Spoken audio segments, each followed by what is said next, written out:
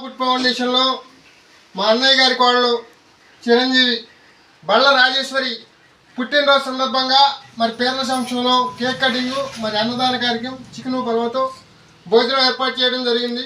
మరి రాజేశ్వరికి పెద్దవాళ్ళన్నా వృద్ధులన్నా చాలా ఇష్టం. మరి తన యొక్క పుట్టినరోజును ఈ రోజున పేదల సంక్షేమంలో అమ్మ ఫుడ్ ఫౌండేషన్లో సెలబ్రేషన్ చేసుకోవడం జరుగుతుంది.